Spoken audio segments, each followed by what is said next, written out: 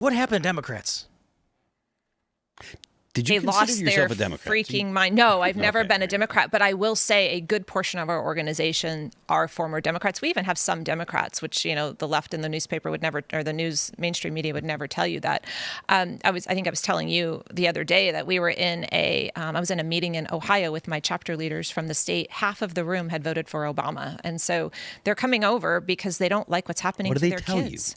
What do they tell you when they come in and they're like, oh, I didn't, because they're apprehensive. There's a lot of stigma that goes along with it. What do they tell you when they come in? Well, the first one said it. I can't remember how the conversation started, but the first one said it when we were in a group setting, and the other started poking fun at her. And then one said to the other, like, you can't laugh at me. You voted for Obama, and then you voted for Obama. And before you knew it, I was like, okay, raise your hands if you voted for Obama.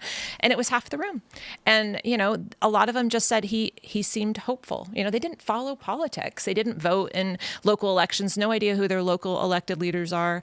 But they looked at Obama as someone who was offering hope and change, just like he said. And so it was an easy cast for them. I'm hearing this more of an anecdotal question, or a question that I'm just getting your personal opinion. Do you think women are voting, because like you said, they felt hope when they saw Obama. Do you think that the women are voting less with their emotions and more with their brain, their thinking? Or is it that Trump is appealing more to their emotions? Trump is appealing to their emotions. He's standing up for their children. They're seeing what's happening in education in America. They know, and I will say on a good part of Moms for Liberty, pushing the information out there that only a third of kids in America can read on grade level. I think that's starting to become public knowledge. A third.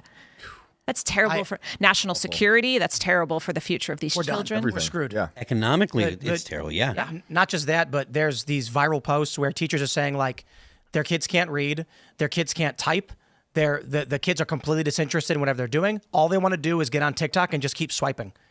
Like, attention span has gone to 0, and they'll see 2 seconds of something and be like, bored. And so when it comes to writing, they just use ChatGPT, submit it, and then say, and shrug. Oh. I wonder if that takes into account the homeschooling spike. Oh, of course. At church recently, we celebrated all the kids who graduated high school. 30 kids, all of them homeschooled. No one went to public school. And these kids talk like better than me. They're smarter than me. And they had a great schooling. So I wonder if we're watching the public schools totally fail, but the homeschooling is really taking off. Especially since COVID, when the schools shut down and teachers union fought, I'm not going to open a school till you defund the police and all of their nonsense. I mean, parents had no choice but to start homeschooling, or their kids were going to fall behind dramatically. Of course, you see those numbers growing. And you think that I think the public school system's still working off the antiquated 20th century model, pretending like AI doesn't exist, and then the kids go home and they use AI to finish their homework, and the teachers are like, that's frying their brains. And then the moms of the kids are sitting there with them like, what, did you use ChatGPT again? Like, let me just tell you the scary thing about this is that I recently, we got the Switch 2, the Nintendo Switch 2. Yeah. And you can get Nintendo and GameCube and SNES. So I went online and I downloaded the app so you can play their library of Nintendo games. They don't have that many, but there's a lot. And I was playing the game Crystalis. Love that game, dude. Yeah, absolutely. Love that game. So good. Now let me tell you why this matters. Because I used ChatGPT because I'm stuck in the beginning. What do I do? So I typed in ChatGPT, how do I, do this thing? Teleport? Total example. What do I do with the Carissa plant? It fabricated this huge walkthrough for the game that included characters that didn't exist in the game, and I knew. I've played the game 800 times when I was a kid, and I was playing it again, but I can't remember what to do with this thing, and I'm like, this is completely fabricated and made up. Completely.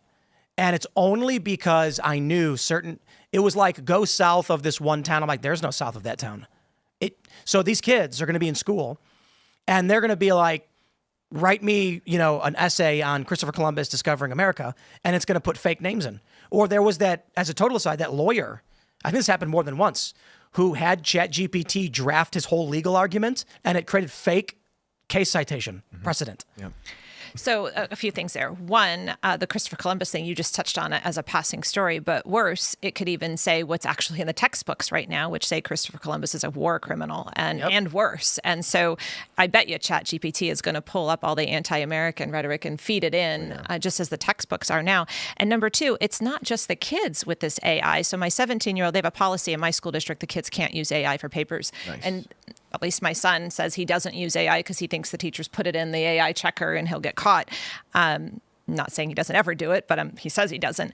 But he got really upset last year because his paper was graded with AI, and he came home so mad, and he said, why I can't use AI to write it? Why does she get to use AI to grade it? And I was like, well, how do you really know? He said, Mom, look at this. There's no feedback on my writing. It's literally these captioned things from AI. I can tell. And then I threw it in the AI checker, and it told me it was AI. And then what if the AI is wrong? Yeah, when it's it makes teaching things him wrong, and the teacher has no idea if he's writing or if he's not, what he needs to help with or anything. It's so messed up. And you know where it gets worse? When these kids use AI to write an essay and then post the essay somewhere online in some way the AI can use it, the AI writing gets re-ingested into its own training model. It's like those pictures. They're like, reprint this picture 1,000 times. You ever see it? And then they slowly morph into this demon creature. Same thing with your paper. I was going to ask, what's the AI checker that you mentioned? I have no idea. I can ask my 17-year-old and let you know.